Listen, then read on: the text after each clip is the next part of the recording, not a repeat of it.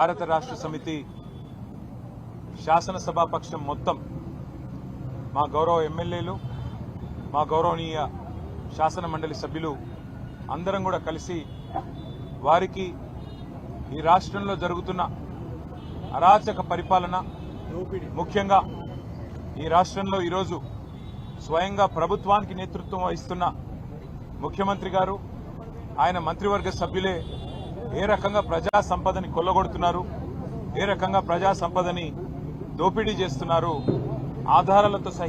ఆధార సహితంగా వారికి పూర్తి స్థాయిలో వివరించి విడమర్చి ఆధారాలను కూడా సమర్పించి చర్య తీసుకోవాలని కోరాం. ముఖ్యంగా ఈ రాష్ట్ర రెవెన్యూ మంత్రి పొంగులేటి శ్రీనివాసరెడ్డి గారి కుటుంబానికి సంబంధించిన రాఘవ కన్స్ట్రక్షన్స్ అనే కంపెనీ గత 2.5 సంవత్సరాలుగా నిరాటంకంగా ఎక్కడైతే నిషేధిత ఆజ్ఞలున్నాయో జంట జలాశయాలు గండిపేట, ఉస్మాన్ సాగర్, హిమాయత్ సాగర్ పరిధిలో 10 కిలోమీటర్ల పరిధిలో ఎక్కడా కూడా మైనింగ్ చేయడానికి, క్రషింగ్ చేయడానికి వీల్లేదని నిబంధనలుంటే వాటిని తుంగలో దొక్కారు. అట్లాగే ఓఆర్ఆర్ పరిధిలో కిలోమీటర్ పరిధిలో మైనింగ్ చేయడానికి వీల్లేదనే ఉత్తర్వులుంటే వాటిని తుంగలో దొక్కారు. అట్లాగే వారికి సంబంధం లేని భూమిలో అసైన్డ్ భూమిని చెరబట్టి అందులో ఏ పర్మిషన్ లేదు, మినరల్ డీలర్ లైసెన్స్ లేదు, పొల్యూషన్ బోర్డు నుంచి ఇచ్చే కన్సెంట్ ఫర్ ఎస్టాబ్లిష్మెంట్ కానీ కన్సెంట్ ఫర్ ఆపరేషన్ కానీ లేదు. అట్లాగే మరి ఎలక్ట్రిసిటీ కనెక్షన్ లేదు, ఇండస్ట్రియల్ డిపార్ట్మెంట్ పర్మిషన్ లేదు. ఏదీ లేకున్నా గత 2.5 సంవత్సరాలుగా నిరాటంకంగా 100 కోట్ల ప్రజా సంపదను రెవెన్యూ మంత్రి గారి కుటుంబానికి సంబంధించిన కంపెనీ కొల్లగొడుతున్న విషయాన్ని ఆధారాలతో సహితంగా గవర్నర్ గారికి సమర్పించాం. రాష్ట్ర ప్రభుత్వం, రాష్ట్ర ముఖ్యమంత్రి గారు, రాష్ట్ర మైనింగ్ శాఖ మంత్రి గారు ఈ అంశాన్ని మేము శాసనసభలో లేవనెత్తితే, మా శాసనసభాపక్ష ఉపనాయకుడు హరీష్ రావు గారు లేవనెత్తితే వారు స్వయంగా ఒప్పుకున్నారు. అవును, నేరం జరిగింది, తప్పు జరిగింది, చేసింది రాఘవ కన్స్ట్రక్షన్స్ అనే కంపెనీ అనే మాట స్వయంగా ముఖ్యమంత్రి గారు, మంత్రి గారు కూడా ఒప్పుకున్నారు. కానీ మంత్రి గారు తప్పు చేశారు కాబట్టి ఆత్మరక్షణలో పడి ఇవాళ మంత్రి గారిని కాపాడడానికి నానా ప్రయత్నాలు చేస్తున్నారు. అందులో ముఖ్యంగా ముఖ్యమంత్రి గారు ఎదురుదాడికి దిగి మంత్రి గారు చేసిన నేరాన్ని కప్పిపుచ్చే ప్రయత్న భాగంలో వారు అన్న మాట ఏమంటే, గత 10-12 సంవత్సరాలుగా జరుగుతున్న అక్రమ మైనింగ్ మీద విచారణ జరిపిస్తాం, కానీ సిబిసిఐడి విచారణ జరిపిస్తామని చెప్పి ప్రభుత్వం ముందుకొచ్చింది. మేము అడిగింది ఏంది, సభా సంఘం వేయండి, అన్ని పక్షాల శాసనసభ్యులు, శాసన మండలి సభ్యులతో కూడిన ఒక సభా సంఘాన్ని ఏర్పాటు చేసినట్టయితే వాస్తవాలు వెలుగులోకి వస్తాయి. మంత్రి గారితో పాటు 100 అక్రమ మైనింగ్ సంస్థలు ఏవైతే ఈ ప్రభుత్వం, కాంగ్రెస్ ప్రభుత్వంలోని పెద్దలు బినామీల పేర్ల మీద నడుస్తున్నాయో అవన్నీ కూడా బయటకు వస్తాయని చెప్పి మేము సభా సంఘం వేయమంటే, సభా సంఘాలకు విలువ లేదు అంటూ ఇక్కడ శాసనసభ వ్యవహారాల మంత్రి, ముఖ్యమంత్రి స్వయంగా మాట్లాడుతూ ఉన్నారు. వాళ్ళ నాయకుడు రాహుల్ గాంధీ గారేమో జాయింట్ పార్లమెంటరీ కమిటీ కావాలి అని పార్లమెంట్ లో పట్టుబడతారు. అదానీ వ్యవహారం మీద వెంటనే సభా సంఘం వేయండి అని చెప్పి పార్లమెంట్ లో అడుగుతారు. ఇక్కడ మాత్రం వారి పార్టీకి సంబంధించిన నాయకులు సభా సంఘాలకు విలువ లేదు అన్నట్టుగా మాట్లాడుతూ ఉన్నారు. మేము సభా సంఘం వేయండి, లేదా ఒక సిట్టింగ్ హైకోర్టు జడ్జితో విచారణ జరిపించండి, దేనికైనా మేము సిద్ధమని చెప్పాం. 10-12 ఏళ్లుగా జరిగిన అన్ని కూడా బయటకు తీస్తామని చెప్పి హుంకరించే ప్రయత్నం, బెదిరించే ప్రయత్నం చేస్తే నిరాటంకంగా చేసుకోండి, మా ప్రభుత్వంలో ఎలాంటి తప్పులు జరగలేదు, మీరు ఎలాంటి ఎంక్వైరీ చేసినా మాకు అభ్యంతరం లేదని చెప్పి కూడా శాసనసభలో చెప్పడం జరిగింది.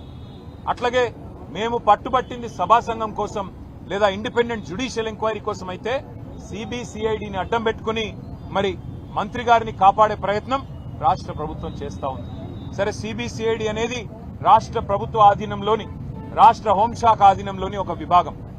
మంత్రిగా పొంగులేటి శ్రీనివాసరెడ్డి గారు ఉంటే, ఆయన మంత్రిగా కొనసాగుతూ ఉంటే ఏ రకంగా రాష్ట్ర ప్రభుత్వం కింద పనిచేసే, రాష్ట్ర హోంశాఖ కింద పనిచేసే ఒక విభాగం ఏ రకంగా నిష్పక్షపాతంగా పనిచేస్తుంది, వారిని వెంటనే రాజీనామా చేయించండి లేదా బర్తరఫ్ చేయండి అని చెప్పి మేము కోరాం. కానీ ఉలుకు లేదు, పలుకు లేదు. అవినీతి మీద ప్రశ్నిస్తే నిన్న శాసనసభ నుండి మమ్మల్ని సస్పెండ్ చేశారు. ఇవాళ మా శాసన మండలి సభ్యులందరినీ, మా ఫ్లోర్ లీడర్ గారిని, మా కౌన్సిల్లో మా ఆపోజిషన్ లీడర్ గారిని, మొత్తం శాసన మండలి సభ్యుల్ని, వారిని కూడా ఈరోజు నియంతృత్వ పోకడలను తలపిస్తూ వారిని కూడా సస్పెండ్ చేయడం జరిగింది. అందుకే ఇవాళ ఈ రాష్ట్ర ప్రథమ పౌరుడైన గవర్నర్ గారి దగ్గరికి మేము వచ్చి 100 కోట్లు ఎట్లా ఈ ప్రభుత్వంలోని ఒక పెద్దలు కొల్లగొడతా ఉన్నారు, ప్రభుత్వ పెద్దలే గద్దలుగా మారితే రక్షకులే భక్షకులైతే సామాన్యుడికి దిక్కెవరు, అందుకే మీరు ఇంటర్వ్యూని కండి, మీరు ఈ ప్రభుత్వం ఏదైతే ఉన్నదో మీ పేరు మీదే నడుస్తోంది, కౌన్సిల్ ఆఫ్ మినిస్టర్సే మీ పేరు మీద ఉన్నది, కాబట్టి మొత్తంగా మీరు వెంటనే జోక్యం చేసుకుని ఈ మంత్రి గారిని బర్తరఫ్ చేయాలని చెప్పి గవర్నర్ గారిని డిమాండ్ చేశాము. దాంతో పాటు ఒక independent enquiry high court sitting judge అయినా లేదా ఏదైనా కేంద్ర ప్రభుత్వ సంస్థ అయినా వారితో వెంటనే ఒక విచారణకు కూడా ఆదేశించే విధంగా ఈ వ్యవహారంలోని నిజానిజాలు నిగ్గు తేల్చే విధంగా మరి మీరు వెంటనే జోక్యం చేసుకోవాలని పెద్దలు గవర్నర్ గారిని కోరాము. మేము పరిశీలిస్తామన్నారు. ఇది నిజంగా కూడా ఇందిరమ్మ రాజ్యం అంటే గవర్నర్ గారు గుర్తు చేశాం. ఇదే గవర్నర్ గారు గతంలో ఎమర్జెన్సీ రోజుల్లో 19 నెలలు ఆనాడు జైలు జీవితం అనుభవించారు. సార్ ఆనాడు మీరు ఎమర్జెన్సీలో ఏ ఇందిరమ్మ నియంతృత్వ పోకడల వల్ల మీరు జైలుకు పోయినారో ఇవాళ అదే పోకడలు అవే నియంతృత్వ లక్షణాలు ఇక్కడ కూడా కనబడతా ఉన్నాయి. మీరు ఆనాడు బాధితులు, ఈరోజు తెలంగాణ ప్రజలు బాధితులు, కాబట్టి మీరు ముందుకు రండి. మరి తెలంగాణ రాష్ట్రంలో జరుగుతున్న ఈ ప్రజా సంపద దోపిడీని అడ్డుకోండి అని చెప్పి గవర్నర్ గారికి మేము విన్నవించాము. బర్తరఫ్ చేయాలి మంత్రి గారిని అని చెప్పి డిమాండ్ చేసినాము. వారు సానుకూలంగా స్పందిస్తారనుకుంటున్నాం. మరి భారతీయ జనతా పార్టీ కూడా ఈ విషయంలో నిజంగా శోచనీయం వారి వ్యవహారం, వారి నిన్న ప్రభుత్వానికి వంత పాడడం శోచనీయం. మరి ఇప్పటికైనా గవర్నర్ గారు స్పందించి మరి ముందుకొస్తారో లేదో చూడాలి. మేం మాత్రం ప్రజాక్షేత్రంలో ఈ ప్రభుత్వ దోపిడీని ఖచ్చితంగా నిలదీస్తూనే ఉంటాం, ఎక్స్పోజ్ చేస్తూనే ఉంటాం. తప్పకుండా వీరిని వదిలిపెట్టకుండా న్యాయం జరిగేదాకా పోరాడతామని చెప్పి మీ అందరి ద్వారా తెలియజేస్తాం. మా పార్టీ నాయకత్వం మొత్తం కూర్చుంటాం. ఎక్కడెక్కడైతే ఇవన్నీ జరుగుతా ఉన్నాయో అక్రమాలు, వాటికి సంబంధించి ఏ రకంగా ప్రజాక్షేత్రంలో కార్యాచరణ ఉండాలనేది ఆలోచించుకుంటాం. ఎందుకంటే ఇవాళ అసెంబ్లీకి చివరి రోజు, మమ్మల్ని ఎట్లాగో సస్పెండ్ చేశారు, మమ్మల్ని మా కౌన్సిల్ మెంబర్స్ ని. కాబట్టి పార్టీగా కూర్చుని ఆలోచించుకుని నిర్ణయం తీసుకుంటాం. ఇవాళ ఉదయం ఇంకొక ఎపిసోడ్ కూడా ఎక్స్పోజ్ చేశాము. ఇంకా బాధితులు చాలా మంది మమ్మల్ని కాంటాక్ట్ చేస్తా ఉన్నారు. తప్పకుండా ఇంకా చాలా విషయాలు వెలుగులోకి తీసుకొస్తాం.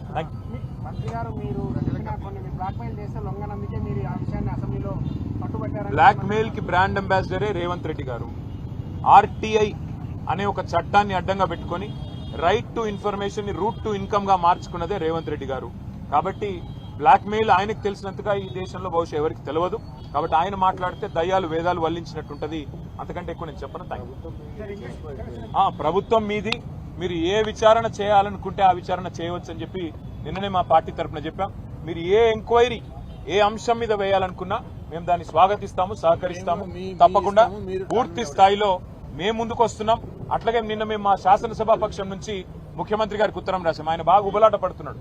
మీరిద్దరు ఉత్తరం రాయండి, నేను ఎంక్వైరీ చేస్తా అన్నాడు. మేము ఇద్దరం కాదు, మొత్తం 40 మంది ఉత్తరం రాసినాం. చేయండి, ఏ ఎంక్వైరీ చేస్తారో చేయండి. అమృత్ కుంభకోణం మీద, టీడీఆర్ కుంభకోణం మీద, సింగరేణి కుంభకోణం మీద, హిల్ట్ కుంభకోణం మీద మేము దాదాపు 14 అంశాలు, హ్యామ్ స్కామ్ మీద, అన్నిటి మీద మేము ఆధారాలు ఇవ్వడానికి రెడీగా ఉన్నాం. ఏ ఎంక్వైరీ చేస్తావో అయ్యాయి, మొత్తం ఆధారాలు మీ చేతుల్లో పెడతాం. ఏ యాక్షన్ తీసుకుంటావు? నిన్న చెప్పావు డైలాగ్, రేవంత్ రెడ్డి కుటుంబమైనా శ్రీనివాసరెడ్డి కుటుంబమైనా ఎవరిని ఉపేక్షించను, చర్య తీసుకుంటామన్నావు. ఆధారాలతో సహితంగా ఇవాళ ఉదయం రెవెన్యూ మంత్రి గారి కుంభకోణాన్ని బయటపెట్టాం. సతీష్ షా, పల్లవి షా వాళ్ళు పాపం బాధితులు ఇవాళ మీ ముందే మాట్లాడారు మీడియా ముందు. దమ్ముంటే చర్య తీసుకొని ముఖ్యమంత్రి గారు చూపెట్టాలని చెప్పి కూడా మేము డిమాండ్ చేస్తాం. Thank you. हमारे बाकी लोग बोलेंगे.